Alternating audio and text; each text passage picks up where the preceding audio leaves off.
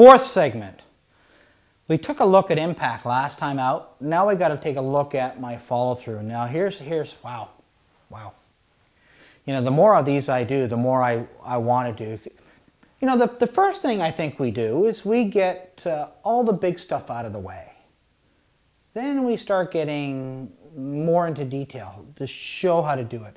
So I've decided I'm going to have to make a practice Hogan video where I can show you how to practice all this stuff, sort of thing. I think we have to do it this way first, though. You got to get the main stuff in place and then move forwards. The follow through. Here's why the follow through is so hard. Or here's why it wouldn't be so hard. If you were never told to swing inside out, if you were never told to swing down the line, this would not be that hard to do. You see, it's the on-plane swinging action of the arms that squares the club face, not you trying to flick your wrist at the right time going 100 miles an hour. Static picture or static cameras and or even cameras do not do it justice. They cannot catch the third dimension. Most of you guys, if you're a 7 handicap or better, you've done what I'm about to show you. But it would be fantastic if you knew what you did right when you did it. One of my biggest pet peeves about golf instruction, or the way golf instruction is set up, see, it's kind of set up that there's not enough time for the lessons to explain to you what you did right when you did it. You keep getting into this muscle memory crap. It's just crap. Your muscles are going to remember the good ones but forget the bad ones. I mean, yeah, that's likely. What is the big deal about knowing what your arms are doing? Like, why does everyone think that's so hard? You pick and choose. They go where you tell them to go. I doubt if they've failed you very much over the last how many years you've been living, so they're not going to fail you now. Something you need to know, though, on plane allows the club face to square up. Mr. Hogan from the golf ball forwards was going inside and up. He was going inside the target line and up. Inside the target line and up. Boy, I don't know how much time we have for all this, but you know, I wish I could take all day and explain this to you. It makes so much sense. If your plane from the golf ball forwards is correct, you cannot get ahead of the golf ball. You can't. It's impossible. If your arms are swinging off plane, you get ahead of the golf ball. Well, the problem with that whole thing is people stop trying to move forwards. You go on YouTube and get pictures of Mr. Hogan. He moves so far forwards. If you go to George Knudson, who was like an apprentice to Ben Hogan, who for 10 years in a row was the best ball striker on the PGA Tour, they're moving so far forwards, but they're not afraid. You can't move too far forwards. You can move wrong, but that's different. You don't stop by trying to stop the body. You do it by swinging your arms better. The better I swing my arms on plane, the more I can move into a golf ball. Doesn't just on the surface, doesn't that make sense?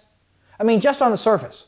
You want to go 300 yards in that direction, and you think going this way is going to do it? That doesn't make any sense. You gotta be moving forwards, but you've got to make sure your arms swing on plane left through the golf ball. There are better camera angles these days, but there's still not enough. See, I'm going to tell you that words are way more important than pictures.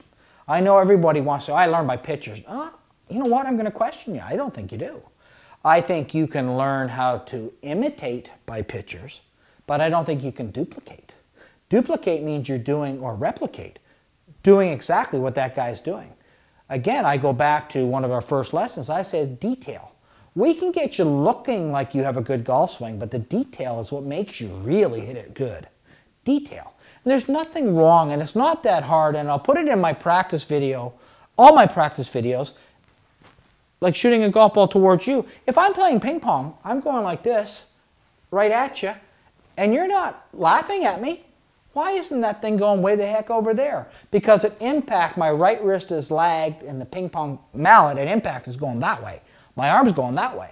You don't laugh at that. If I go like this, you don't laugh at that. There is something so wrong with swinging inside out There's something so wrong with swinging down the line. I'm swinging on plane left. If I retain my lag pressure, the ball goes straight. If I let go of my lag pressure, okay, fine. But if it's my lag pressure that's broken, let's work on it. Don't hit a golf ball over to the left and the next thing you do is go like that and hit it to the right. Doesn't make sense. That's why I'm saying the golf swing's got to be broken into pieces. It's got to be. You just can't think it's all fixed or all broke. That makes no sense. The reason I kind of like doing these is because I know you Hogan fans. I know you guys study the golf swing. I know you like to work at it. I know you're not afraid to work at it. I know that most of you, if not all of you, will take in what I'm saying and go, boy, that's weird, but I'm going to look into it. That's cool. That's fine. That's great. Don't poo-poo it. It's real. Take your time. You got to learn about it. It's what happens. From the golf swing forwards, we talked about impact last time. From the golf ball forwards, my arms are going left on plane and up. Left on plane and up. Golf ball's going straight towards you. There's nothing wrong with you standing out on the practice tee and saying, I'm going to take 10 minutes and I'm going to work on my swing plane. I'm going to work on my swing plane. And the reason you're going to work on your swing plane is because the better your plane, the straighter you hit it. Don't work on swing plane because he said to or he says to. Do it because there's something in it for you. Don't do anything that I say or any other instructor says unless there's something in it for you. This is what it will do for the golf ball. My plane of my arms will make the golf ball not go to the right.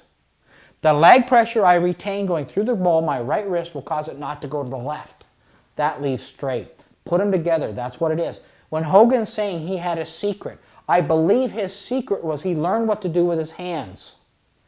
But the only reason he did it because his pivot was so darn good.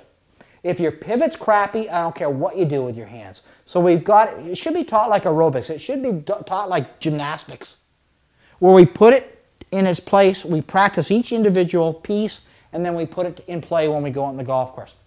Great stuff. I mean, even just doing this motivates me to make practice videos, because I really do think you are intrigued with this stuff. You just need to see more. I love to make more. This is great. I think even by talking about this, it kind of helps my game a lot. So we'll talk about the next thing, and we're going to get into more detail.